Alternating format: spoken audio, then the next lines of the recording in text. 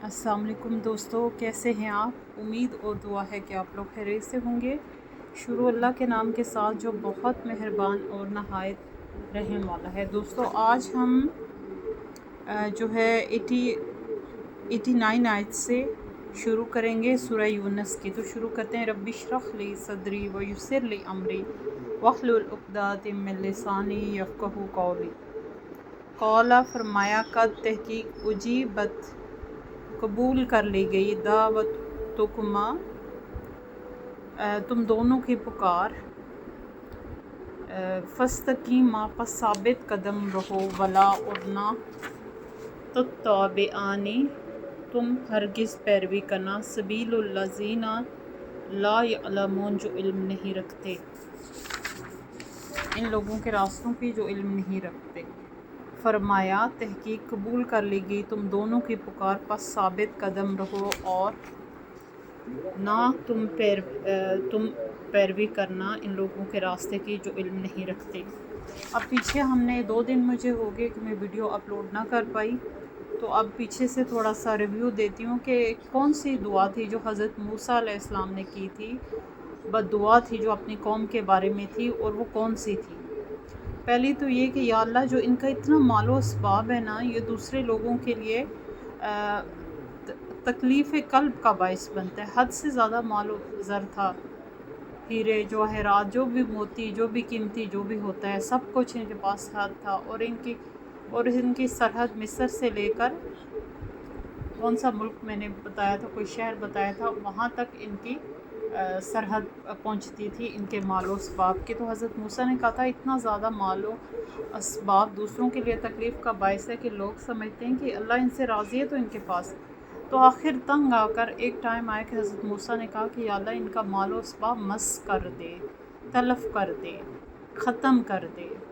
और दूसरी दुआ ये थी कि या अल्लाह, इनके दिलों को सख्त कर दे, और ताकि ये कभी भी इस्लाम कबूल ना कर सके और इसी हालत में मर जाए। और जब वो दुआ करते थे तो हज़रत हारून अलैहिस्सलाम आमीन कहते थे, मतलब ये दुआ दोनों की तरफ से थी। तो जवाब आया, फरमाया, कबूल कर ली गई तुम दोनों की पुकार, बस साबित कदम रहो और ना पैरवी करना इन लोगों के रास्ते की जो इल्म नहीं रखते। जैसे कि अल्लाह पाक की तरफ से वही आई, इन दोनों के बद्दुआ उनके हक़ में कबूल कर ली गई। और मैंने आपको बताया था कि हज़रत कतादा से रवायात ये साबित हैं कि इनका जो साजो सामान था वो पत्थरों में तब्दील कर दिया गया था। और हज़रत अब उमर बिन अब्दुल अज़ीज़ के ज़माने में जो है आसार फ़िरौन के जो कुछ आसार दरियाफ़्त हुए, तो वो अंडे थे और वो बादाम के थे और पत्थर के थे। तो ये बद्दुआ जो है इस कौम के हक़ में कबूल हुई। तो साथ उनको तनबीह की गई कि तुम उन लोगों के रास्तों की पैरवी ना करना जो इल्म नहीं रखते। यकीनन जाहिल लोग, जहालत सबसे बड़ा फितना होता है, तो उनकी पैरवी मत करना। वजावज़ना, और गुज़ार दिया हमने, बिबनी इसराइल को इसराइल अलबहरा समंदर से, फ़अतबअहुम, फिर पीछा किया इनका फ़िरौन ने, व जनूदहु, और इसके लश्करों ने, बग़यन, ज़िद के साथ, व अदुव्वा, और ज़्यादती के साथ, हत्ता, यहाँ तक कि इज़ा, जब, अदरकहु, पा लिया इसको, अलगारक को, गर्क होने ने, कौला, बोला, आमनतु, मैं ईमान ले आया, अन्नहु, बेशक वो, ला इलाहा, नहीं कोई इला, इल्ला, मगर अल्लाज़ी, वो हस्ती, आमानत, ईमान लाई, बही, साथ इसके, वक़द, और हालांकि तहकीक, असैता, तूने नाफरमानी की, कबलो, इससे पहले, वो कुंता, और था तो, मिनल मुफ़सिदीन, फसाद करने वालों में से। अब सूरह जो एज़ अ मुस्लिम जो है हज़रत मूसा और फ़िरौन का वाक़या सारे लोग जानते हैं, और जो कुरान पढ़ते आए हैं और जो सुनते आए हैं, सवाए उन लोगों के जो नई जनरेशन, जिन्होंने किसी हद तक तो अपने मकासद के लिए और आयात और सूरात याद किए, लेकिन इसको तर्जुमे के साथ नहीं पढ़ा। جیسا کہ ہوا تھا کہ حضرت موسیٰ ان لوگوں کو چندے معدودے ان لوگوں کو جو چند لوگ ایمان لائے تھے ان کو ساتھ لے کر جو ہے مصر سے نکلے، اور جو دریا نیل تھا جو بھی تھا مصر میں اس پر سے گزرے۔ بہت بڑا دریا تھا، اس کی وسعت بہت زیادہ تھی، اور جب وہ پہنچے تو کوئی پل وغیرہ تو نہیں تھا اس وقت، تو انہوں نے اللہ نے حکم دیا کہ آپ اپنا عصا رکھیں۔ انہوں نے عصا رکھا، وہ اور ان کے ساتھی پار کر کے اس کے پیچھے ہی فرعون اپنے لشکروں کے ساتھ اس پل پر چڑھا، اور حضرت موسیٰ علیہ السلام نے عصا کو ہٹا لیا تو پھر وہ غرق ہو گئے۔ وہ سارا لشکر فرعون سمیت سمندر میں غرق ہو گیا۔ یہاں انہی آیات کا ذکر ہے، اور گزار دیا ہم نے بنی اسرائیل کو سمندر سے، پھر پیچھا کیا ان کا فرعون نے اور اس کے لشکروں نے ضد کے ساتھ اور زیادتی کے ساتھ۔ کیا کرنا چاہتے تھے؟ ان کو مارنا چاہتے تھے، ان لوگوں کو، کمزور لوگوں کو جو ایمان لے آئے تھے اور حق سے ضد تھی اور بغاوت تھی جس کی وجہ سے پیچھے جا رہے تھے، اور اسی طرح پھر وہ ان کے پیچھے گئے، اور یہاں تک کہ جب وہ درمیان میں پہنچے تو حضرت موسیٰ علیہ السلام کو وحی ہوئی، انہوں نے عصا ہٹا لیا تو وہ سمندر میں غرق ہو گیا۔ جب وہ سمندر میں غرق ہونے لگا اور موت یقیناً اس کے آنکھوں کے سامنے آ گئی، وہ لمحہ ہوتا ہے جب دنیا سے انسان کا اٹھ جاتا ہے اور اگلے جہان کی حقیقت، وہ آخری کچھ لمحات ہوتے ہیں موت سے پہلے۔ تو جب وہ آخری لمحات اس کے سامنے آئے اور دنیا سے اس کا پر اٹھ گیا اور وہ آخرت اس کو نظر آنے لگی، تو اس نے کہا، کیا کہا کہ میں ایمان لایا اللہ پر، بے شک وہ اس کے علاوہ کوئی معبود نہیں، کوئی ہستی ایسی نہیں جس پر کوئی ایمان لائے، اور میں اس اللہ پر ایمان لایا جس پر بنو اسرائیل ایمان لائے، یعنی وہ جو کچھ لوگ تھے، وَأَنَا، اور میں مسلمانوں میں سے ہوں۔ غرق ہونے سے پہلے اپنی موت کو دیکھنے کے بعد اس نے توبہ طائف کی۔ الآن، کیا اب، وقد، حالانکہ تحقیق، عصیت، تو نے نافرمانی کی، قبل اس سے پہلے، وکنت، تھا تو من المفسدین، فساد کرنے والوں سے۔ تو ایک تنزیہ تو نہیں کہہ سکتے، ایک سوالیہ سی بات کی جا رہی ہے کہ کیا اب جب سب کچھ گزر چکا، جب پانی حد سر سے گزر گیا، جب توبہ طائف کا ٹائم نکل چکا، اور کیا اب، حالانکہ تحقیق کہ تو نے ساری زندگی ایک ہی کام کیا تھا اور وہ نافرمانی تھی، اور وہ بھی اپنے رب کے ساتھ، اور تو نے خود کو رب سمجھا لوگوں کا، اور تھا تو فساد کرنے والوں میں سے۔ شرپسند لوگ اور ایبل لوگ ہمیشہ کسی نہ کسی جو ہے اپنے پہلو سے معاشرے کو، لوگوں کو، اپنوں کو نقصان پہنچاتے رہتے ہیں۔ آپ ذرا غور کریں کہ ہر فیملی میں کچھ فسادی لوگ ہوتے ہیں، ایون دو وہ اتنا فیملی کو ڈیمیج کرتے ہیں، اتنا نقصان کرتے ہیں، اور لیکن وہ ظاہر نہیں پڑتے، اور اللہ تعالیٰ فرماتے کہ ہم نے ہر بستی میں فساد کرنے والے پیدا کیے، حکمت عطا کر دی۔ اب حکمت کا کیا مطلب ہے کہ اسے فساد میں لگاؤ یا عقل مندی میں لگاؤ؟ اور آپ نے دیکھا ہے کہ جب یہ حکمت جیسی چیز کسی کو دی جاتی ہے تو آج کل کے زمانے میں زیادہ تر اس کا نیگیٹو یوز کرتا ہے، اور اسپیشلی خواتین نیگیٹو یوز کرتی ہیں۔ تو اس وجہ سے ایسا لوگ ہر دور میں، ہر معاشرے میں، ہر زمانے میں لوگوں کے لیے آزار اور شر پہنچانے کا باعث بنا رہا ہے، چاہے وہ فساد اس کا قتل عام تک پہنچے یا تباہی تک پہنچے، کچھ بھی ہو، اندر ہی اندر ہو یا باہر ہو، بہرحال فساد ہوتا ہے۔ فَالْيَوْمَ، تو آج، نُنَجِّی کا، ہم بچا لیں گے تجھ کو، بے بدن کا، تیرے بدن کے ساتھ، تو کونا، تاکہ تو ہو جائے، لمن، واسطے اس کے جو خلف کا، تیرے پیچھے ہیں، آیات، ایک نشانی۔ وَإِنَّ، اور بے شک، کثیراً، بہت سے، من الناس، لوگوں میں سے، ان آیاتنا، ہماری آیات سے، لغافلون، البتہ غافل ہیں۔ اب کیا ہے کہ فرمایا جا رہا ہے کہ تو آج ہم بچا لیں گے تجھ کو۔ اب فرعون کی لاش کے ساتھ کیا ہوا تھا؟ بڑا فسادی تھا، بہت بڑا فرعون تھا۔ فرعون کا مطلب ہے خود کو سب سے اوپر سمجھنے والا، خدا سمجھنے والا۔ تو اس کے لیے اللہ تعالیٰ کا کیا وعدہ تھا کہ اس کی لاش کو بچا لیا جائے گا ایز اٹ از، اور پھر وہ رہتی دنیا تک لوگوں کے لیے عبرت کا نشان ہوگی۔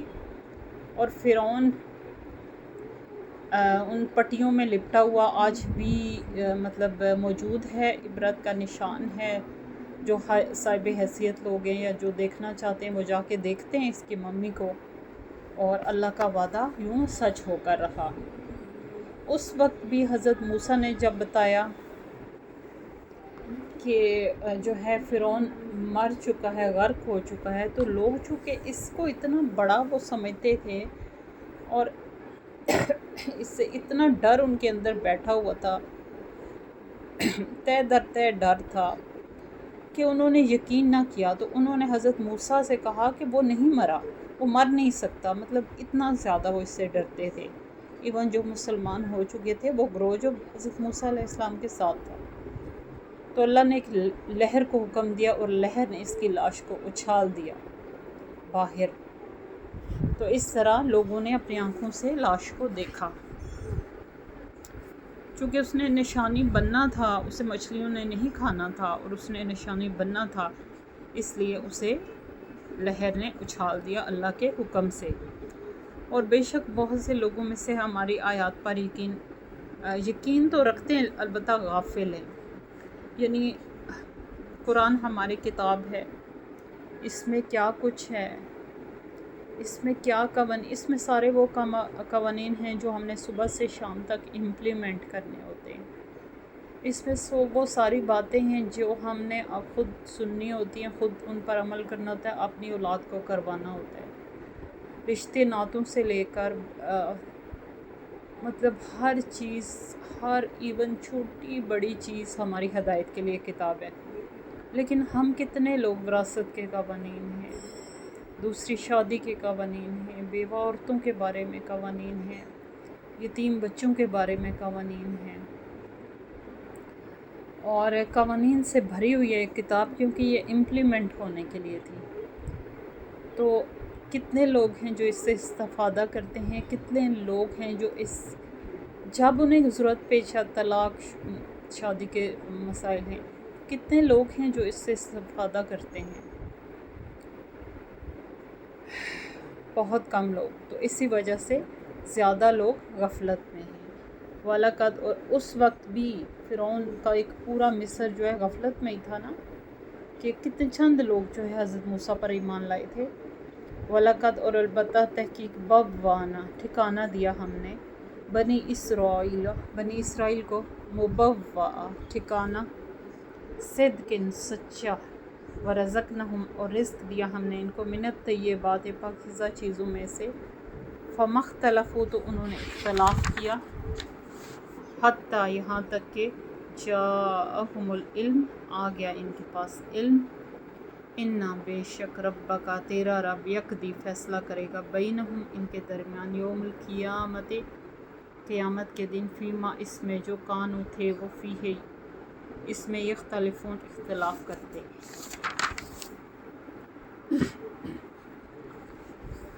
لوگوں کی یہ سرشت ہے کہ جب ان پر سے عذاب ہٹا لیا جاتا ہے اور ان کو زندگی کی نعمتوں کے ساتھ دوبارہ موقع دیا جاتا ہے جینے کا، تو عموماً جو ہے نا پھر جو ہے نا سرکشی دکھانے لگتے ہیں۔ کچھ لوگ نکل آتے ہیں، پہلے ایک نکلتا ہے، پھر دو ہوتے ہیں، پھر آہستہ آہستہ کر کے ایک جتھا بن جاتا ہے، اور پھر وہ جتھا جو ہے زیادہ لوگوں کو گمراہ کرنا شروع کر دیتا ہے۔ تو یہ انسان کی خصلت ہے کہ وہ ہمیشہ سے مطلب جو بھی بنی نوح میں سے تھے ان میں سے بھی سرکش نکل آئے، عاد سمود میں سے بھی جب ان کو عذاب کے بعد چند لوگ جو ہے اپنے پیغمبر کے ساتھ انہوں نے نئی آباد کاری کی تو اس میں سے بھی نکل آئے۔ اس طرح کر کے، چونکہ شیطان ہے نا، تو شیطان کیسے برداشت کر سکتا ہے کہ یہ جو امن و امان کے ساتھ رہ رہے ہیں اور اللہ پر صدق کے دل سے ایمان لائے، ان کو ایسے رہنے دیا جائے۔ اس کو مہلت ہے اور وہ یہ کرتا ہے انسان کو گمراہ۔ اور پھر اللہ تعالیٰ بنی اسرائیل سے کیا فرما رہے ہیں؟ البتہ تحقیق ٹھکانہ دیا ہم نے بنی اسرائیل کو ٹھکانہ عمدہ، یعنی کہ ایسا ٹھکانہ جس میں کوئی زور زبردستی نہیں تھی، جہاں وہ اپنی مرضی سے کھا سکتے تھے، اپنی مرضی سے کام کر سکتے تھے۔ ان کے اوپر فرعون کی فرعونیت نہیں تھی، ان کے اوپر فرعون کے قوانین لاگو نہیں ہوتے تھے، ان کے اوپر مصر کی وہ جو قید و بند کی زندگی تھی اس سے وہ نکل آئے تھے۔ تو اللہ تعالیٰ نے ان کو سہولتیں اور آسائشیں بھی دی اور انہوں نے اپنی زندگی کی شروعات کی، اور اللہ پاک نے انہیں عمدہ رزق دیا۔ من و سلوہ بھی اسی قوم کے لیے تھا۔ اللہ تعالیٰ نے اس قوم کو رزق بھی آسمان سے دیا ہے۔ اتنی کوئی چہیتی قوم تھی، پاکیزہ چیزوں میں سے ایک من تھا اور ایک سلوہ تھا، ایک پرندہ تھا اور ایک جو ہے کالے رنگ کے بیج تھے جو کھانے میں لذیذ تھے۔ ظاہر ہے یہ اللہ کی طرف سے تھا، آسمان کی طرف سے تھا۔ اس میں کتنی برکتیں تھیں اور اس میں کتنی جو ہے رحمتیں تھیں، یہ وہ لوگ نہیں شاید جان سکتے تھے، اور وہ ان کے لیے کتنا فائدہ مند تھا، بغیر محنت اور کوشش کے ان کے رزق ان کے منہ تک پہنچ رہا تھا۔ لیکن یہاں بھی انہوں نے اختلاف کیا اور کیا کہا، کچھ اتنی سرکشی دکھائی کہ اب ہم یہ دو کھانے کھا کھا کے تنگ آ گئے، ہمارے لیے کچھ نیا ہونا چاہیے، جیسے پیاز، لہسن، مسور کی دال، ککڑی، یہ وہ اور اس طرح کی چیزیں ہونی چاہیے جنہیں ہم خود اگائیں اور کھائیں۔ دیکھیے کتنی یہ ناشکری تھی اس قوم کی، جو ہمیشہ سے کتابوں میں موجود ہے اور موجود رہے گی، یہاں تک کہ ان کے پاس علم آ گیا۔ ان کی یہ بھی دعا قبول ہوئی تھی، وہ جو اگانا چاہتے تھے اللہ تعالیٰ نے انہیں اجازت دے دی۔ علم اس طرح ان کے پاس آیا کہ حضرت موسیٰ علیہ السلام 40 راتوں کے لیے حضرت ہارون علیہ السلام کو اس قبیلے کا سربراہ بنا کے خود اللہ کوئی طور پہ تشریف لے گئے تھے۔ وہاں ان کو تختیاں دی گئی تورات کی، جن پر تورات کے قوانین درج تھے، یعنی ٹھیک علم جو قرآن ہے امت کو چلانے کے لیے، دنیا کو چلانے کے لیے، اسی طرح ٹھیک علم وہ اللہ کی طرف سے تھا، وہ تختیوں پر تھا، جسے بعد میں کتابی شکل میں آنا تھا۔ وہ 40 تختیاں تھیں اور وہ حضرت موسیٰ علیہ السلام کو دی گئی، وہ ان کی امت کے لیے قوانین تھے، جیسے کہ ہمارے لیے قرآن پاک میں قوانین ہیں۔ تو پھر اس طرح حضرت موسیٰ جب واپس پلٹے تو اس علم کے ساتھ پلٹے، اور پھر اس طرح اللہ نے انہیں ایک مکمل علم عطا کیا کہ جس کے ہوتے ہوئے انہیں ادھر ادھر دیکھنے کی ضرورت نہیں تھی، ایون کسی سے پوچھنے کی بھی ضرورت نہیں تھی۔ ایسا ستھرا علم ان کے رب کی طرف سے آ گیا ان کے پاس۔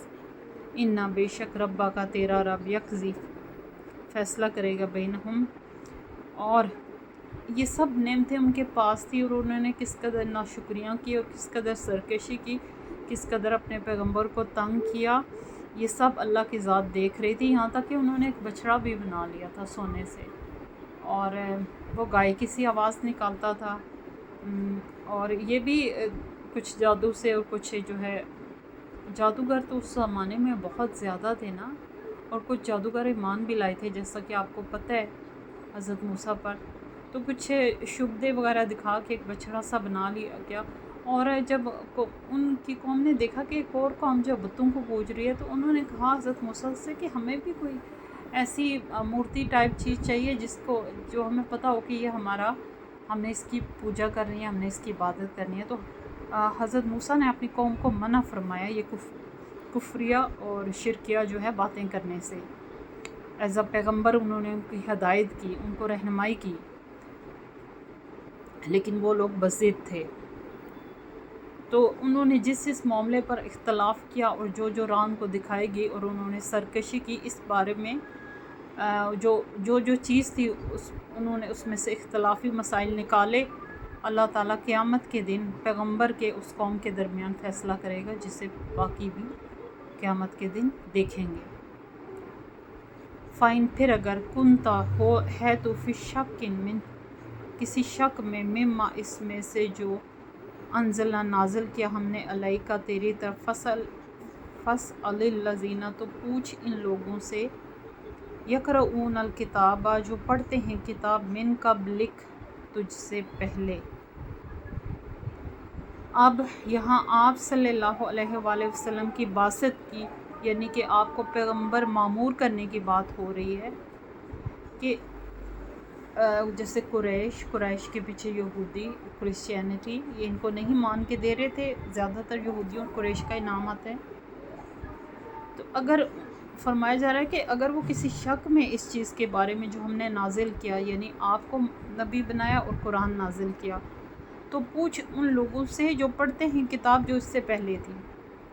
اس وقت تورات اپنی اصلی حالت میں تھی، اور تورات کے جو متولی تھے، جو ربی تھے، وہ خود بتایا کرتے تھے کہ یا پیغمبروں کا سلسلہ ایک ایسے انسان پر ختم ہوگا جس کا نام محمد احمد ہوگا صلی اللہ علیہ وآلہ وسلم۔ وہ اللہ کے آخری نبی ہوں گے، ان پر قرآن نازل ہوگا، اور اپنی دعاؤں میں، جب کہ آپ صلی اللہ علیہ وسلم تشریف بھی نہ لائے تھے، تو اپنی دعاؤں میں آپ کے وسیلے سے وہ دعائیں مانگا کرتے تھے کہ اللہ وہ جو تیرا چہیتا نبی ہوگا، وہ جو آخری نبی ہوگا، جو بہت بہت آپ کی شان میں، اب میں کیا کہوں، میرے اتنی خاکالود زبان سے کیسے آپ کی تعریف کروں، کہ جو روشن چراغ جو ظاہر ہوگا، وہ جو جہالت کے اندھیروں کو مٹائے گا اپنی روشنی سے، اپنے نور سے۔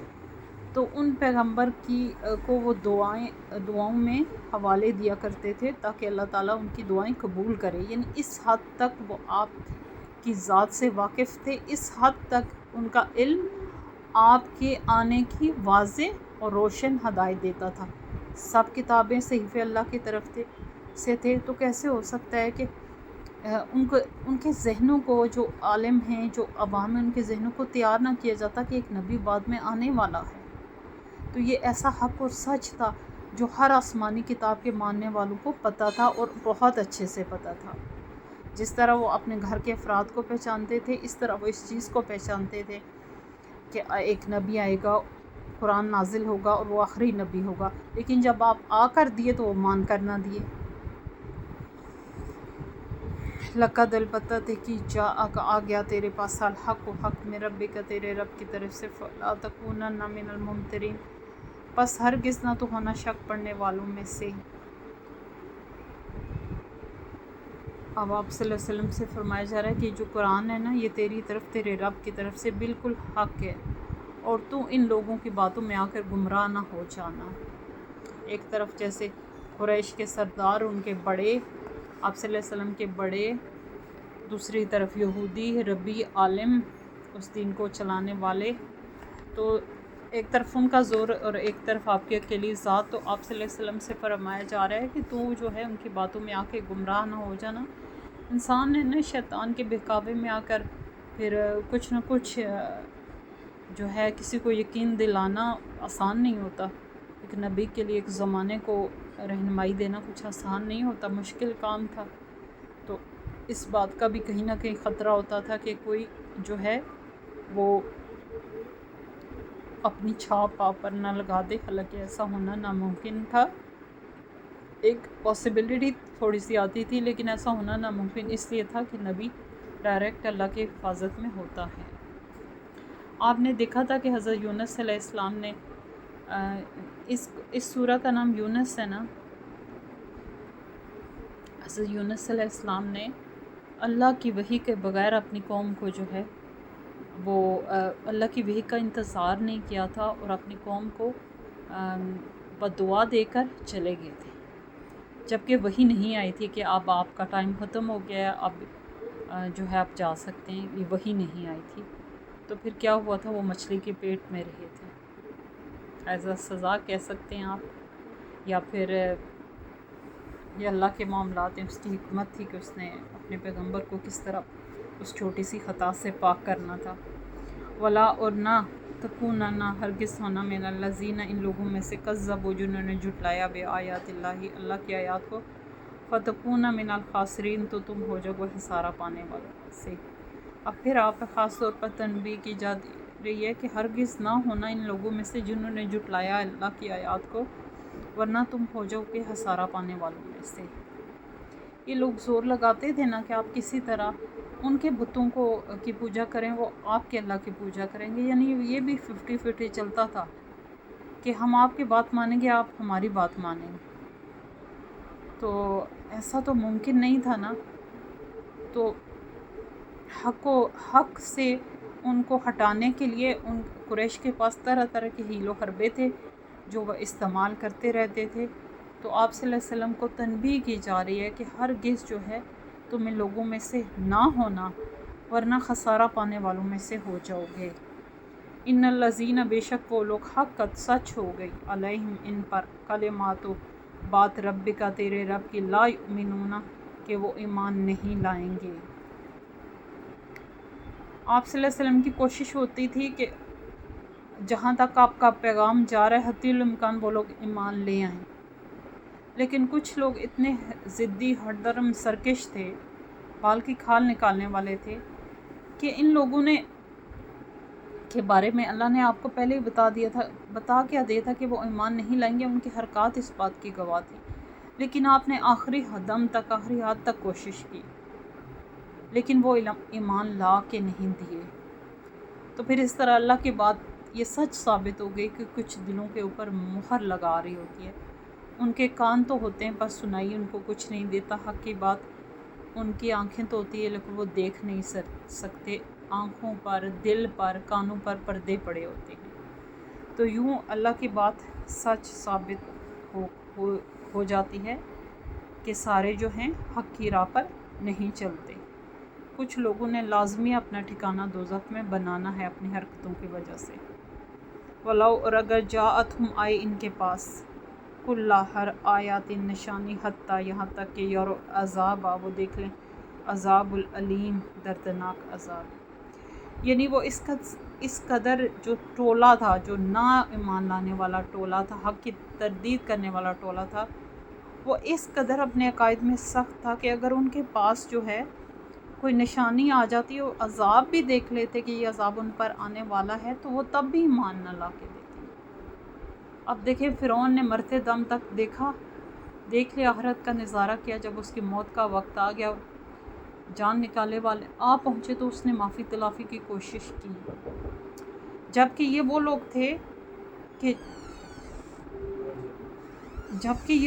تھے کہ جب عذاب اپنی آنکھوں سے بھی دیکھ لیتے، اور ہر قسم کی وہ نشانی جو وہ جس کی فرمائش کیا کرتے تھے، اگر وہ بھی دیکھ لیتے، نشانیوں کی فرمائش تو وہ کرتے تھے، اگر وہ دیکھ بھی لیتے تو کبھی ایمان لا کر نہ دیتے. فلولا، پھر کیوں نہ، کانت ہوئی قریاتن، کوئی بستی، آمنت، جو ایمان لاتی، فنفعہا، تو نفع دیتا اس کو ایمان، ہوا اس کا ایمان، الا، سوائے قوما، ایسی قوم کے، یونس علیہ السلام کی.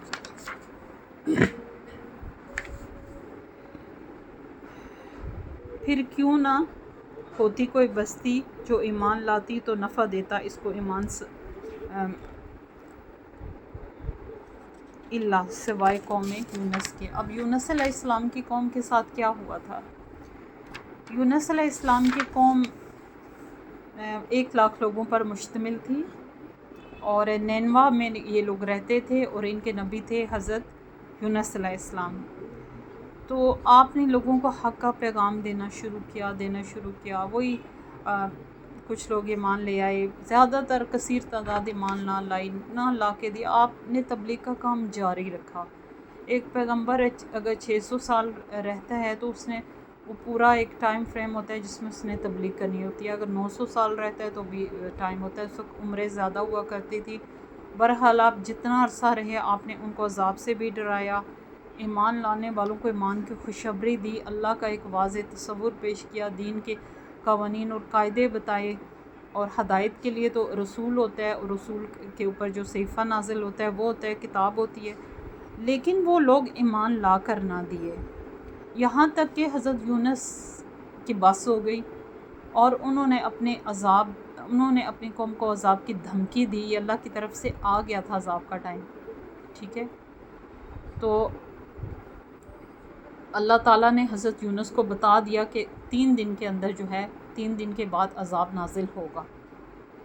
آپ نے اپنی قوم کو بتا دیا کہ عذاب نازل ہوگا، بس ٹائم پورا ہو چکا ہے، اب دیکھ لو تم، اور خود نکل گئے بستی سے، جب کہ ان کو جگہ چھوڑنے کا حکم ابھی نہیں آیا تھا، ٹھیک ٹھیک ہے.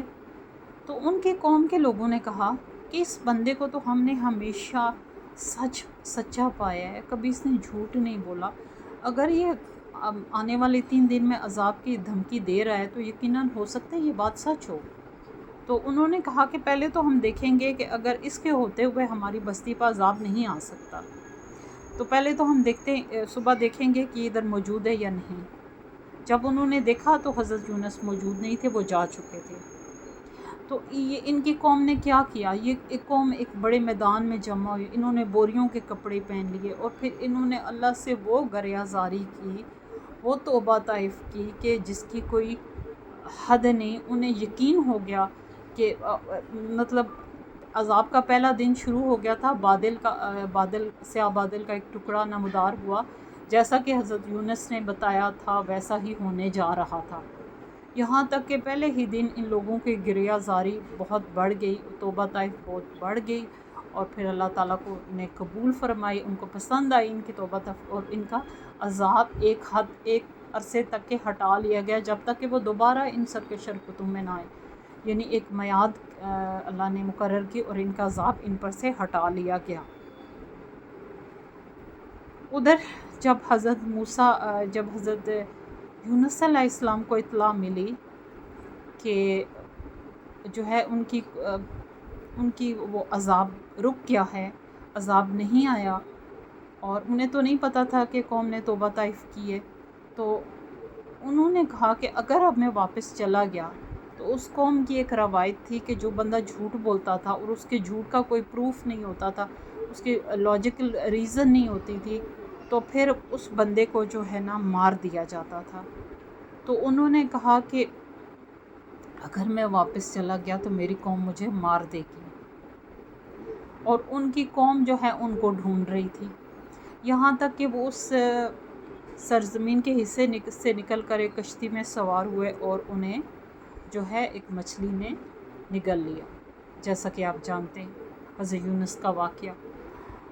تو اب جو ہے جیسے کہ بارش شروع ہو گئی تھی، اس وقت فال وغیرہ ڈالی جاتی تھی، پھر جس کا جو نام نکلتا تھا وہ اس پر اس نام کے ساتھ جو ہے جس کا نام نکل آتا تھا، پھر اس کشتی میں وزن زیادہ تھا، اس نے چھلانگ لگانے. اس طرح حضرت یونس نے چھلانگ لگائی، مچھلی کے پیٹ میں پہنچ کے اللہ نے مچھلی کو حکم دیا، اس نے اپنے بڑا سا منہ کھولا اور حضرت یونس اس میں سما گئے. تو نہ وہ اس خوف سے واپس نہیں لوٹے اور قوم نے گریہ زاری کر کے عذاب ٹال دیا. یعنی وہ واحد قوم تھی جس کی توبہ طائف اللہ نے قبول کی، اور باقی زیادہ تر اقوام پر میں نے تو قرآن میں ایسا کوئی ابھی تک تو کوئی ایسا نہیں گزرا جس کی وہ بحیثیت قوم جس کی معافی تلافی قبول ہو گئی ہو، لیکن ان کی قوم جو ہے واپس ایمان پر آ گئی تھی. تو اسی طرح اللہ تعالیٰ ان اقوام کے لیے کہہ رہے ہیں، یہ جو آپ سے کہ کیوں نہ یہ ان قوموں کی طرح ہو گئے کہ جن کی توبہ طائف کرتے اور ان کی توبہ طائف قبول ہوتی. لما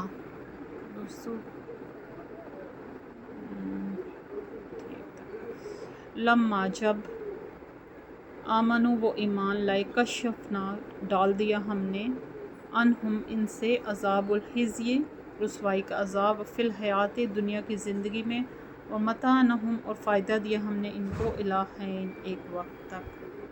اب یہ قوم یونس کی بات ہو رہی ہے کہ جب وہ ایمان لائے تو ہٹا دیا ہم نے رسوائی کا عذاب ان سے دنیا کی زندگی میں، اور ٹھکانہ دیا ہم نے ان کو ایک وقت تک. یعنی ایک وقت تک اللہ تعالیٰ نے ان کو دنیاوی ہر نعمت بھی دی، ٹھکانہ بھی دیا، اور ان کو جیسے ہوتا ہے نا ایک معاف کر کے نئے سرے سے زندگی کو سٹارٹ لینے کا موقع دیا اللہ تعالیٰ نے اس بحیثیت قوم کہ جو ہے وہ دنیاوی نعمتوں سے فائدہ اٹھائیں، اور جو فکر و عمل کی راہ انہوں نے چوز کیا اس پر چلیں، اور اس طرح اللہ نے ان کو ایک بدترین عذاب جو ان کے لیے بالکل بنتا تھا اس سے وہ ہٹا لیا. تو دوستو یہ تھی 98 آیت. ہم نے آئی تھنک کہاں سے پڑھا تھا یہ بھی دیکھ لیتے ہیں.